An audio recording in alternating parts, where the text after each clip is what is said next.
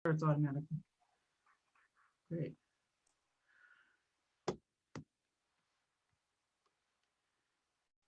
Welcome, everybody. Thank you for joining us for tonight's Gloucester Drawbridge update meeting. We're going to give everybody a few minutes to join us, and then we'll get started.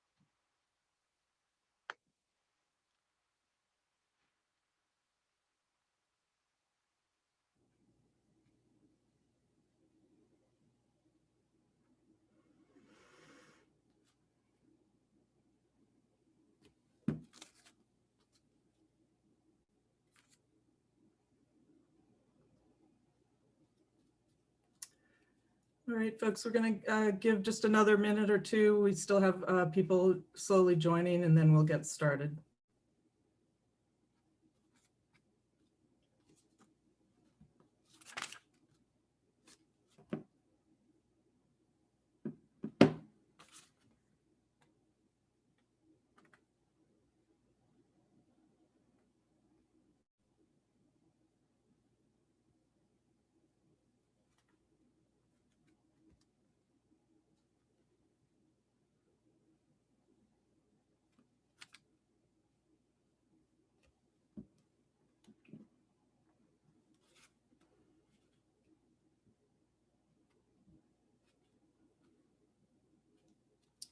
All right, I think it's time to get going. I want to thank everybody again for joining us for this Gloucester Drawbridge update meeting.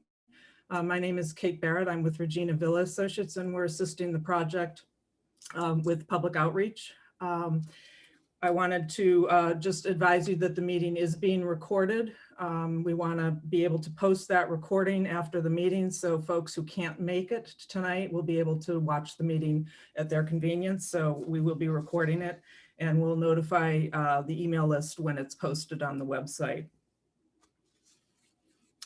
At this time, I want to invite Angel Donahue Rodriguez, who's Deputy Chief of Staff at the T, to start the presentation. Thank you, Kate, and thank you for the work that you and your team have done. You've been very helpful to us over the last year as we move forward on the project. Before we begin today's presentation, I'd like to open it up to Senator Tarr or any of the electeds to say a few words, or their staff if they're here, just to keep some remarks brief before we get with the presentation.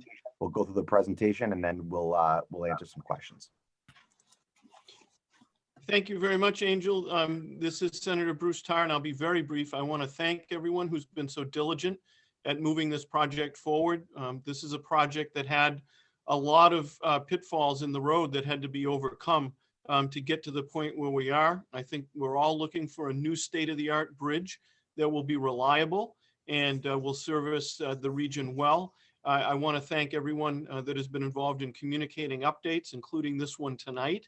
Everyone has done a very good job, and encourage folks to continue to be in touch with us if they have questions or comments through Reginaville Associates and the system that they have established. Of course, our office and Representative Ferrante's office are always available to help, but the primary means of communication should be through Reginaville Associates and through the MBTA. But we are here to help, and we're here to advance this project in any way that we can. And I look forward to tonight's update, and thank you all for providing it. Thank you, Senator. I'd like to welcome if anybody from Representative Ferrante's office would like to say a word to the representative. If you are here, if you'd like to raise your hand, we can unmute you.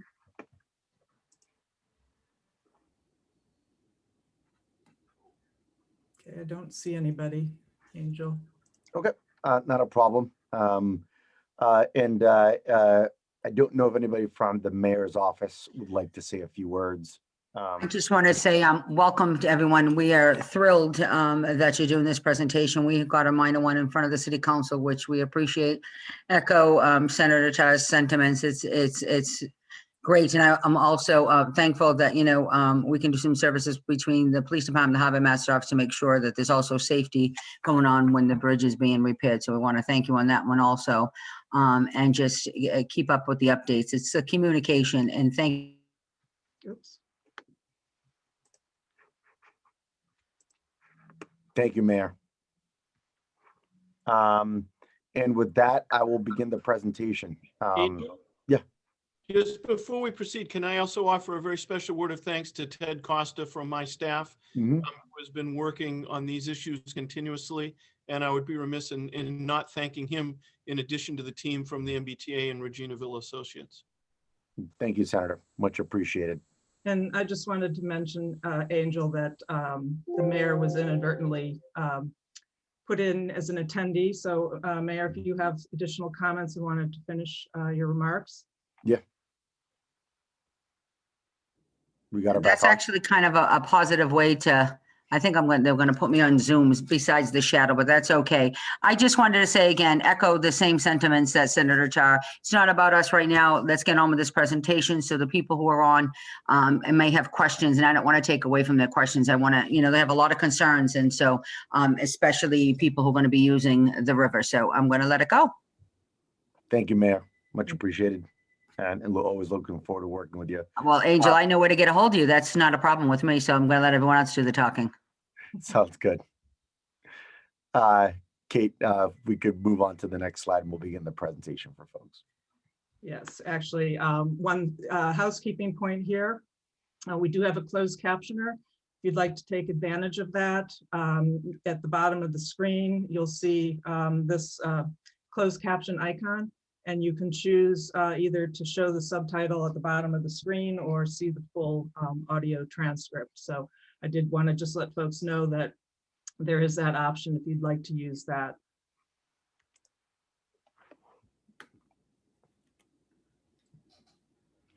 Thank you. And again, welcome to everybody to today's presentation regarding the Gloucester Drawbridge.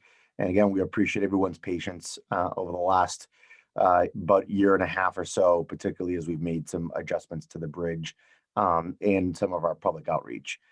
Just a quick overview of the project. As you can see on the top left, an old photo of the bridge and then a rendering right beneath it regarding what the new bridge will likely look like. I'd also like to draw people's attention to, if you can move the cursor over to the rail map, where the diversion is happening. So just to give folks a lay of the land of what we're working with. Next slide, please. And again, we're running a diversion. So right now, ridership at the MBTA has been very low. We've been averaging anywhere between 8 to 12% of our pre-COVID ridership on all of our commuter rail lines as a whole. We used to carry about 125,000 passengers a day just in the commuter rail, and obviously that's COVID has severely impacted that. And we have run diversions in other lines, so this isn't very unique to the MBTA. The shuttles are free to those that have been using it. And you can expect on a typical shuttle, and this one's no different in this sense, that it'll add anywhere between 10 to 20 minutes to someone's overall trip. So if you are taking the commuter rail, we do ask you to factor that in on your trips. Next slide, please. Again, this is just a blown up version of that diversion. It's about 30 minutes to cover those 30 miles, as we discussed. And as you can see here, it's a pretty extensive diversion as far as land wise, but as far as stations, it's not too many. So next slide, please. As I mentioned earlier, our ridership levels have really declined. The data that we have here, our peaks, what we consider the morning peak and the afternoon peak, have really taken a hit. And so we're averaging about 4 to 7%, give or take, of our pre-COVID ridership at those peak times, both in the AM and in the PM. And then in addition to that, we will be making some adjustments to our commuter rail trains schedule beginning April 5th next week. We will be adding service in anticipation of the economy reopening. So we'd like for folks to check that out on the MBTA website. But as you can see here, the ridership numbers are considerably lower, and these are about, as I mentioned before, anywhere from 8 to 11% or 12% of our pre-COVID ridership. Parking alternatives. Parking is always a hot topic at the MBTA, as are many things, and we do strive our best to ensure that we have good parking alternatives for folks on the commuter rail line.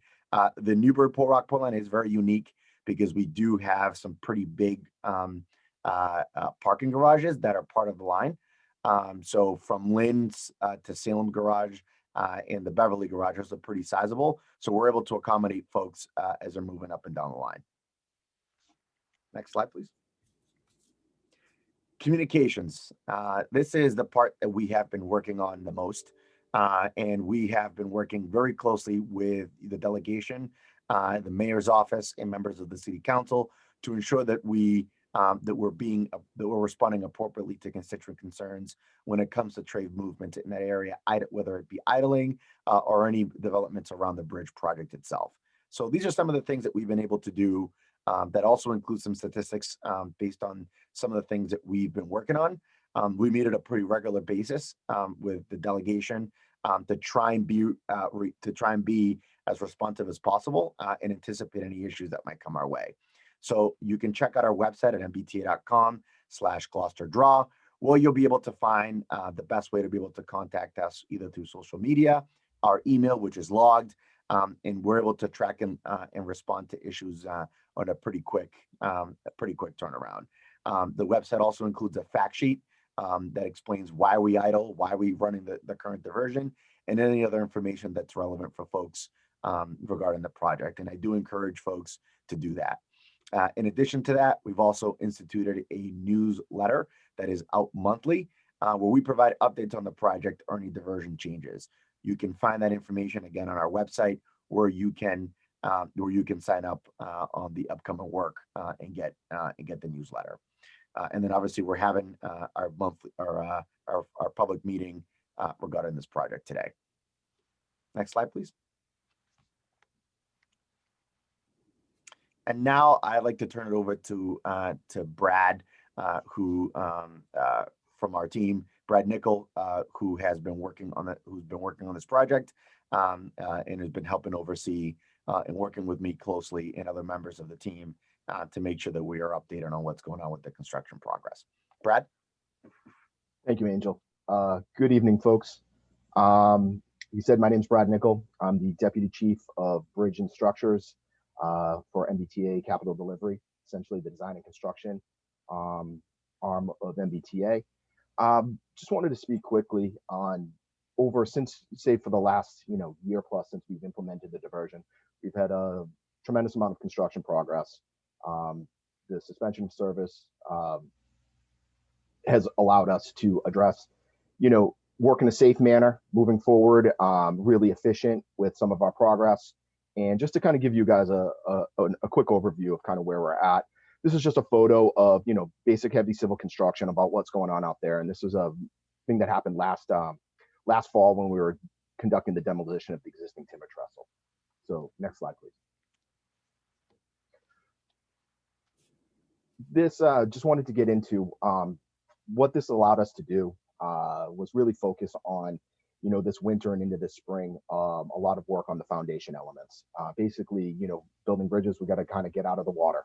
So we've done a lot of work on the drilled shafts, a lot of work on our west abutment, a lot of work on a lot of our building up out of the water to get to so that we can build essentially the bridge proper. Next slide, please. This is another project progress photo. This would be looking essentially if you were in Gloucester looking towards looking west towards West Gloucester. This is the basically what we're looking at here is the abutment, some of our new approach slabs, the construction trestle for which the contractor is staging a lot of the work off of, and a progress photo of our new control hut tower, which is going to be on the opposite side of the river moving forward. Next slide, please. So really what we're getting at here is project schedule and return to service. What we're tracking towards, this is a very complicated, complex job. Essentially, it's a heavy movable structure. There'll be, in the end condition, there'll be 2 bascule bridges. We're focused on the single southern bascule bridge right now to get that operational. It's a piece of machinery, and it's working through all the process to get there. But really, our primary goal is to return normal ridership basically late this summer. So that's what we're trying to track towards. Second track, we'll come back and we'll install that barrel the following year, and that will complete sometime summer 2022. Next slide. So thank you, everybody. This is where we're going to open it up for questions and answers. There are 2 options.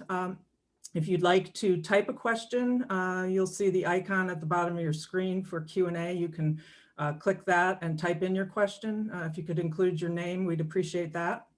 You can also raise your hand using the raise hand button, and we'll unmute you so you can ask your question or make a comment verbally.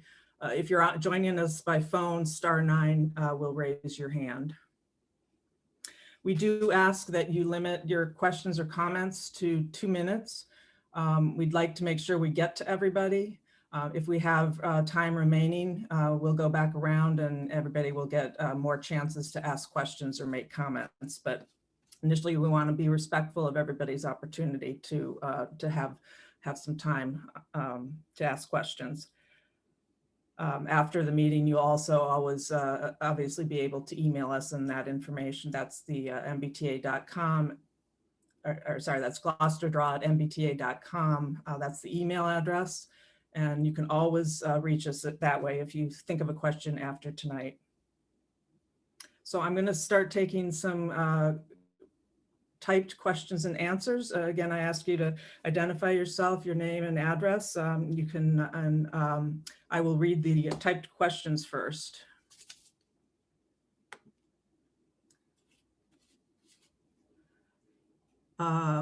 Actually, this is a comment from Chris from the mayor's office. He just said he's happy to welcome everyone and to another great community outreach meeting. We do have a question from Orlando Associates. I missed the beginning of the presentation. Will you have a question and answer session? Yes, and here we are. So those are the 2 written questions. Now, if there are other folks who either, again, if you want to type in a question or raise your hand, I will unmute you.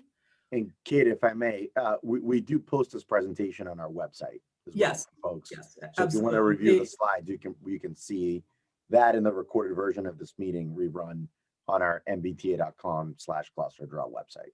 Exactly, and the presentation was actually is already on the website, so we do that in case folks can only call in.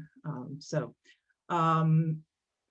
we have no more typed questions, and I don't see any raised hands.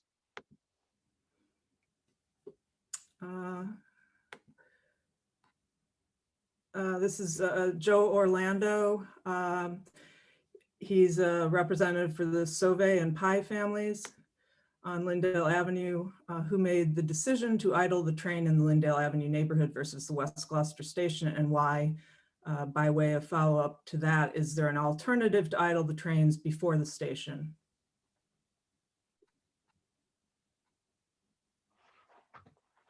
Is this individual an attorney? Is a representative of the family? Yes, I believe. Okay, if there's pending litigation, I don't know that it's appropriate for us to comment on something that's pending if it's been submitted.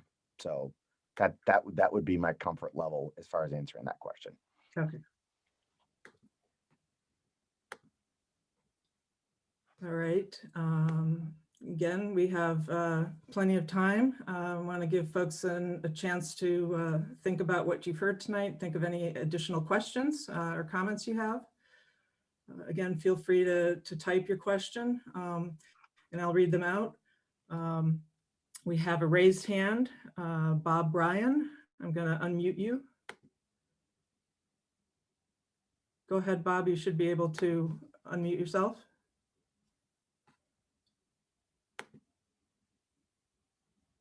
Okay.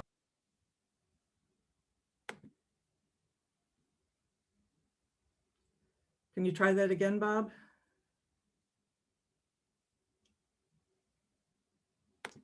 Can you hear me now? Yes. Okay. Thank you, Kate, for taking the time and updating us this evening. My question is, with the target date of late summer for the single track, how can we define late summer? Are we talking about mid-July, late July, early August? Can you be more specific? I would say it's difficult to be that specific at the moment. Okay.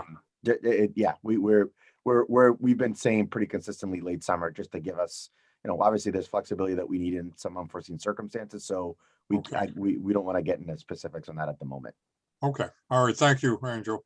Bob, I would just also just want to add that if you're signed up for our email list, we will be sending advisories and updates to keep people informed. So please be sure you're signed up. Okay. Thank you. Thanks, Bob. We have a written question. This one is from Lynn Jackson. Will there be any anticipated interruption to boat traffic under the bridge? Angel, if you would like, I can handle that one. Yeah, go ahead, Brad.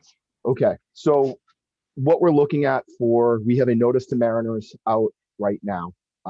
There will be a marine closure from 4/7 to 4:30, and it will be from, I believe it is 6 a.m. to 4 p.m. will be the closure, and the channel will be open after that. That's to conduct some work.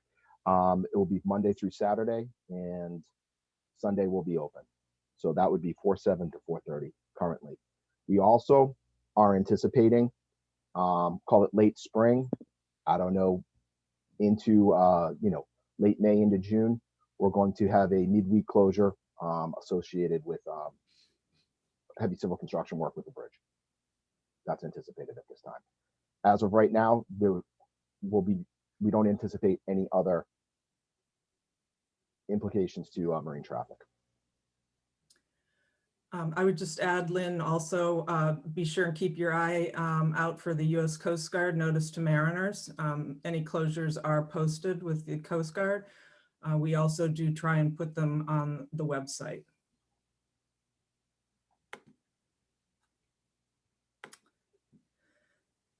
All right. We have no additional written questions or typed questions and no raised hands, but let's offer a little more time.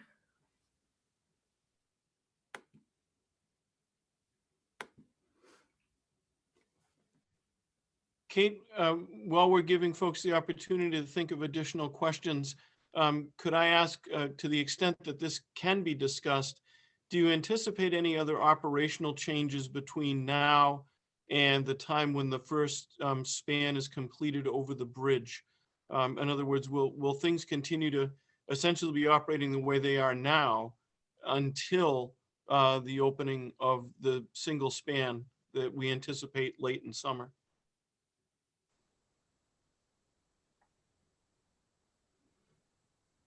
Angel or Brad?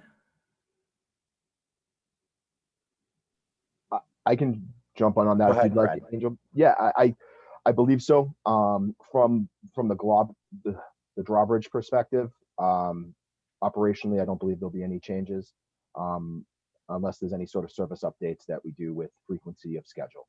And I'd have to get back to people with that from our railroad operations folks. Yeah, Senator, we usually change our commuter rail schedule about twice a year, give or take. Obviously, the pandemic's kind of changed that as ridership has been very dynamic, and so we've been trying to be responsive to that.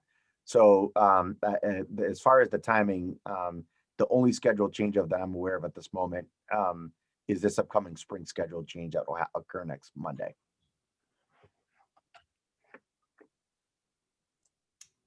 Thank you. Thank you.